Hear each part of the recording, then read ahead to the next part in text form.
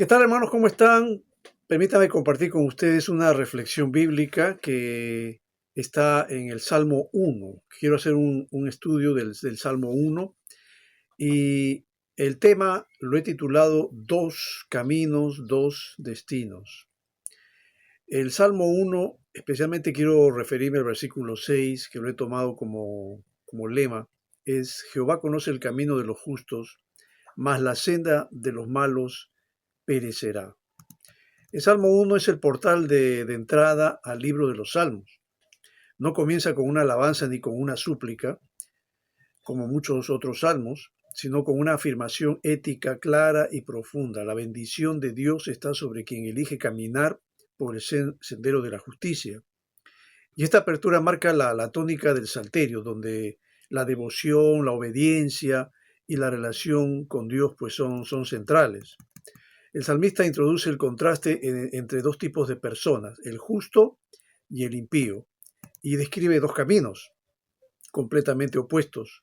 Uno lleva la vida a la bendición divina y el otro a la ruina y la condenación.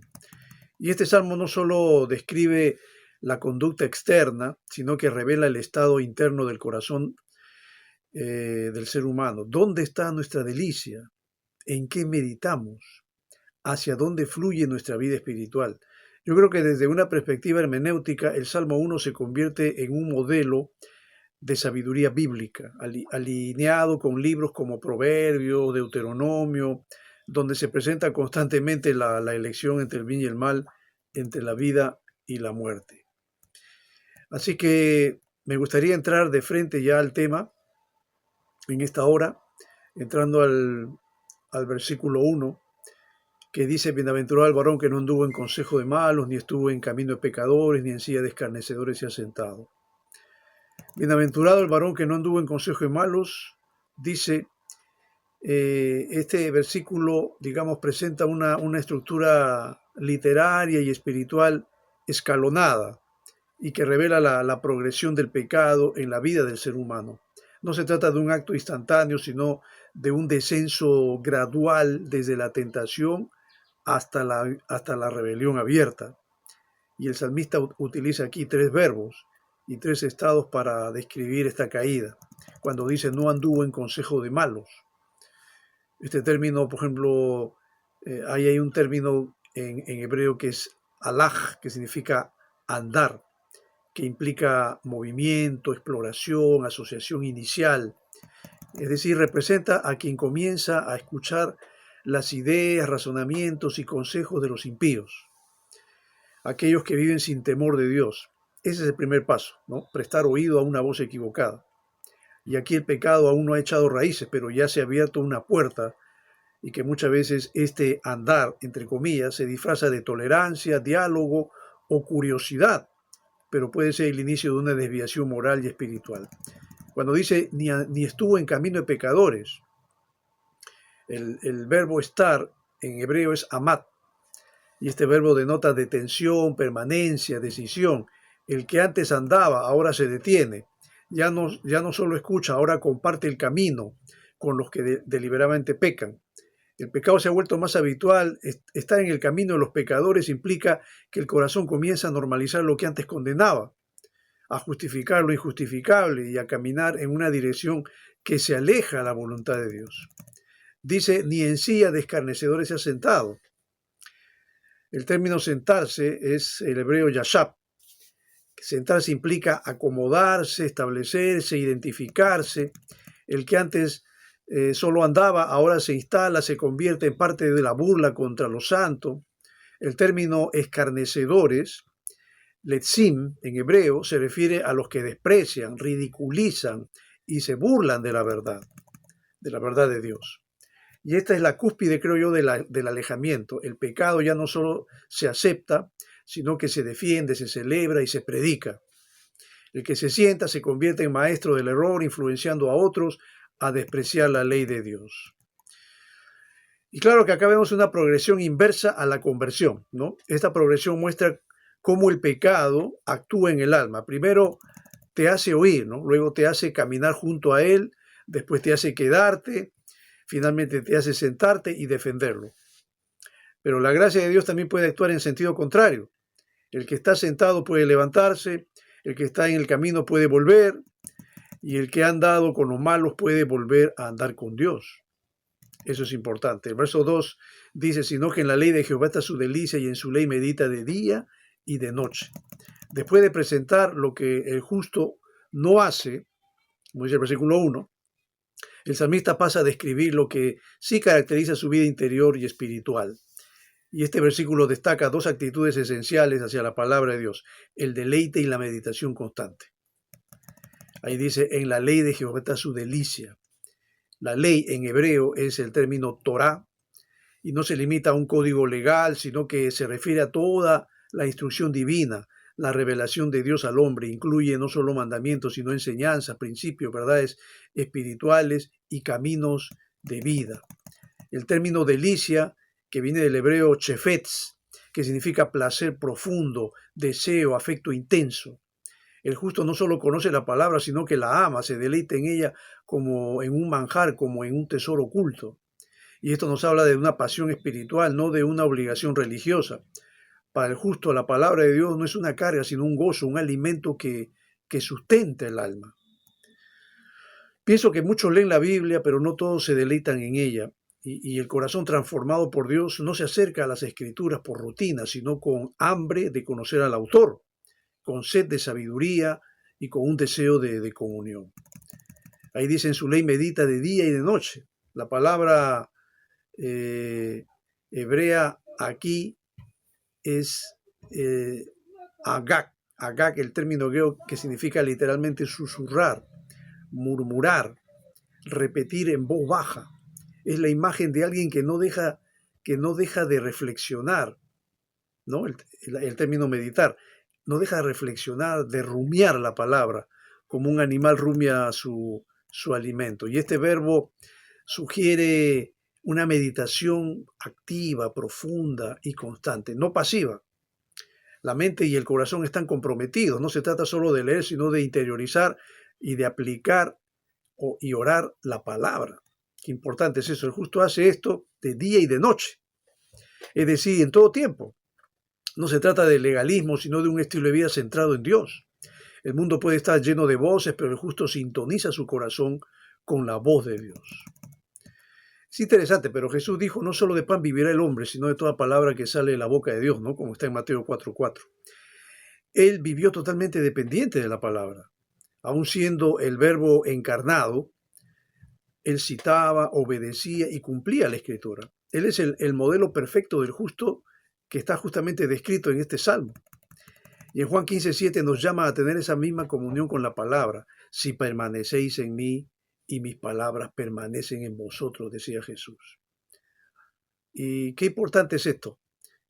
A mí me parece que el Señor desea que nosotros también aprendamos a deleitarnos, aprendamos a degustar la palabra, y de esa manera es como le vamos a encontrar riqueza, contenido, y la vamos a saber aplicar en nuestra vida también. En el verso 3 dice, será como árbol plantado junto a corrientes de aguas, que da su fruto en su tiempo y su hoja no cae, y todo lo que hace prosperará. Y este versículo describe la forma poética, poderosa y profundamente espiritual, el resultado de una vida arraigada en la palabra de Dios. La imagen central es la de un árbol plantado que representa al justo. Y es interesante ver algunos aspectos aquí. Dice aquí, será como árbol plantado junto a corrientes de agua. En hebreo el verbo plantado es el término shatul, que implica ser trasplantado con propósito. No es un árbol que creció por azar, sino que fue colocado intencionalmente junto a una fuente de vida. Las corrientes de aguas, que se menciona, que en hebreo es palgé najim, aluden a canales artificiales que llevaban el agua desde el río a los cultivos. Y esto indica provisión constante, fuente segura y no dependencia de la lluvia o el clima. El justo no vive de emociones, creo, o circunstancias. Su nutrición espiritual proviene de una fuente continua, la palabra de Dios y la presencia del Señor. Incluso en tiempos difíciles, tiene un suministro que el mundo no ve. Y acá dice también que da su fruto en su tiempo. El justo no es estéril. El justo representa las buenas obras ¿no? El carácter cristiano, ¿no? Que los encontramos en el Nuevo Testamento, ¿no? Y la influencia piadosa en otros. Este fruto no aparece apresuradamente ni fuera de estación, sino, ahí dice, en su tiempo, es decir, en el momento perfecto designado por Dios. La vida del justo tiene temporadas, pero cada una tiene sentido en el plan del Señor. Fructificar no es siempre algo inmediato. A veces el creyente se siente infructuoso, pero Dios está obrando internamente. La constancia en la palabra produce fruto seguro y a su debido tiempo. Y algo interesante que acá también dice, y su hoja no cae. La hoja en el contexto bíblico representa vida constante, testimonio visible, belleza espiritual. El justo tiene una vitalidad continua, incluso en medio de las adversidades. Ahí dice en hebreo, perdón, la palabra no cae, ¿no? Su hoja no cae, en hebreo es lo jibol, que implica no marchitarse, no desvanecerse, no secarse. A diferencia de los impíos, como veremos en el verso 4, el justo permanece firme y permanece lleno de vida. Pienso que hay creyentes que pierden el gozo, el testimonio, la firmeza, pero aquel que vive cerca del río de Dios no se seca porque su fuente no es superficial ni emocional, sino es espiritual y es profunda. Y todo lo que hace prosperará, dice también. El verbo hebreo usado aquí es yatzilach, ¿no? O yatzliach, se podría, yo lo pronuncio de esa manera, pero es el término que traduce la palabra prosperar, que significa avanzar, tener éxito, cumplir el propósito. No se trata de una prosperidad meramente económica, como algunos lo suponen, sino de una vida bendecida por Dios en todas sus dimensiones, espiritual, moral, familiar, emocional, y aun cuando Dios lo permite también puede ser material. Prosperar aquí no es un sinónimo de riqueza en este salmo, sino de cumplir el propósito de Dios, ver su mano en lo que hacemos y sentir la satisfacción de estar alineados con su voluntad. Jesús dijo, yo soy la vid verdadera, el que permanece en mí, yo en él, éste lleva mucho fruto. Cristo es la fuente de aguas vivas. La verdadera prosperidad viene de estar arraigados en él. Bueno, para redondar esta parte, yo pienso que el justo es como un árbol plantado por la mano de Dios, alimentado constantemente, fructífero en su tiempo, estable ante la sequía, próspero en lo que emprende con fe y obediencia. Es una vida marcada por la estabilidad, la fecundidad y la bendición, porque su raíz está en Dios. En cambio, el camino del impío, como dice el versículo 4 y 5, no así los malos, que son como el tamo que arrebata el viento, por tanto, no se levantarán los malos en el juicio, ni los pecadores en la congregación de los justos. Después de la descripción gloriosa de la vida del justo, el salmista cambia de tono y ahora describe a los impíos. La palabra impío en hebreo es reshaim. Dice aquí que son así, no por su fruto, sino por su futilidad y su destino final. No así los malos, dice el versículo 4. Esta expresión es un contraste radical, ¿no? En relación al justo, que realmente en hebreos es una expresión, lo que en Hareshaim, en hebreo, que se puede traducir como no será así con los impíos, o no así los malos, dice en el versículo 4. Es una forma enfática de romper la comparación anterior, ¿no? Mientras el justo es como un árbol frondoso y firme, el impío no se parece en nada. Aquí comienza una descripción de su fragilidad y su ruina espiritual, que son como el tamo que arrebata el viento, dice el versículo 4 en la segunda parte. El tamo en hebreo es motz, es la paja seca o la cáscara sin peso que se separa del grano en el proceso de trilla. Es ligera, inútil, estéril, volátil. El tamo no tiene raíz, no produce fruto, no sirve para alimento. En la Biblia es símbolo de inestabilidad moral, de vida vacía, superficial y de una destrucción inminente. Isaías 17:3 lo dice de esta manera: como tamo delante del viento, como polvo delante del torbellino. El viento representa aquí el juicio divino que dispersa y elimina lo que no tiene fundamento espiritual. Creo que a diferencia del justo, que tiene peso, que tiene estabilidad y permanencia, el impío vive al vaivén de las circunstancias, de las emociones, de las modas, sin fundamento en Dios. Su vida es como hoja seca, sin rumbo. Y el verso 5 dice, por tanto, no se levantarán los malos en el juicio. Aquí la palabra juicio es del hebreo Bad Mishpat, que no es solo un juicio humano, sino es el juicio divino en el que Dios determina el destino eterno de cada persona. No se levantarán significa que no tendrán defensa ni justificación delante de Dios. La idea es de quedar humillados, sin posibilidad de permanecer firmes ni reivindicarse.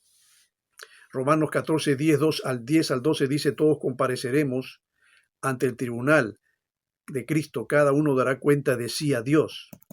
La verdadera prueba de una vida no está en lo que aparenta ante los hombres, sino en cómo resistirá delante de Dios en el juicio. Los impíos podrán excusarse, los impíos no van a poder excusarse ni van a poder esconderse ante Dios.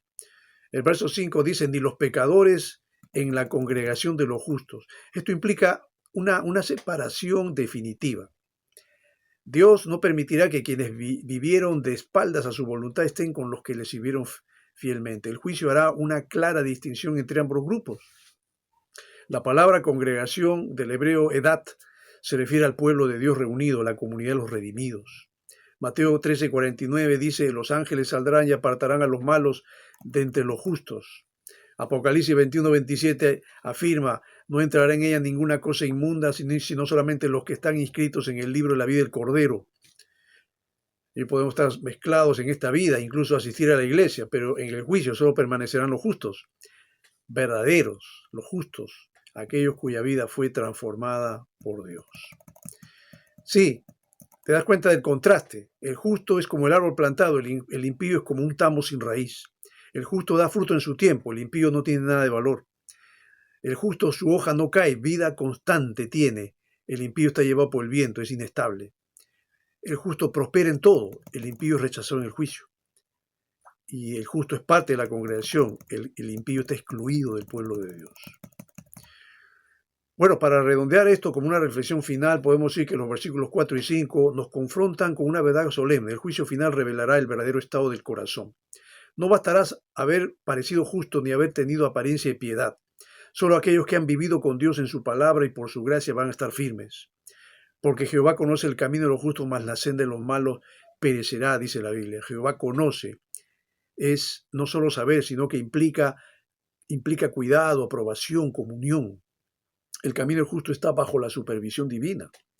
La senda del malo termina en destrucción. Acá hay alguna interpretación y principios teológicos importantes en este salmo. Es que la vida piadosa es una elección diaria. Rechazar el mal y aferrarse a la palabra es lo importante. La bendición de Dios es más profunda que el éxito material. Es estabilidad espiritual, es fruto, es propósito eterno. Hay dos caminos solamente, el del justo y el del impío. No hay neutralidad. El juicio es inevitable. La eternidad se decide en base al camino elegido en esta vida. Y bueno, como una conclusión de todo esto, podemos decir, tal vez ya aplicándolo a nuestro tiempo, que Cristo es el verdadero justo, aplicándolo ya en la persona de Jesucristo. El Salmo 1 no solo ofrece una reflexión ética o moral, es una invitación a vivir una vida arraigada en la palabra de Dios, donde se encuentra la verdadera bendición, nos confronta con una verdad ineludible. No hay neutralidad espiritual. Todos caminamos en uno de estos dos caminos, el de los justos o el de los impíos. Esta realidad exige, obviamente, una respuesta personal. Desde una perspectiva cristocéntrica, Jesucristo es el cumplimiento perfecto del justo descrito en este salmo. Él no anduvo en consejo impíos, sino que se deleitó en hacer la voluntad del Padre. Su vida fue como un árbol plantado junto a corrientes de aguas, y su fruto permanece para siempre. En la cruz asumió el destino de los impíos, para que por medio de su sacrificio nosotros podamos ser contados entre los justos. El mensaje del Salmo 1 no es solo para ser admirado, sino para ser vivido. Y creo que nos llama a examinar nuestro caminar diario, a arraigar nuestras vidas en la palabra, rechazar los consejos y caminos del mundo, vivir en comunión con Dios en la meditación continua de su voluntad. Finalmente, yo creo que este salmo es una promesa y es una promesa y una advertencia a la vez, ¿no? La promesa es que el justo será sustentado, fructífero y va a ser bendecido. La advertencia es que el camino del impío lleva a la destrucción, pero la buena noticia es que en Cristo incluso el pecador puede encontrar el perdón y ser plantado nuevamente en tierra fértil, cerca de las aguas de vida, que es la oportunidad que le está dando Dios ahora a todos los hombres que no tienen a Dios, que viven en el camino del impío, pero que todavía, mientras tienen vida, tienen la oportunidad de arrepentirse y poner su mirada en Cristo para poder ser salvados. Espero que este tema haya sido de bendición. Que Dios les bendiga.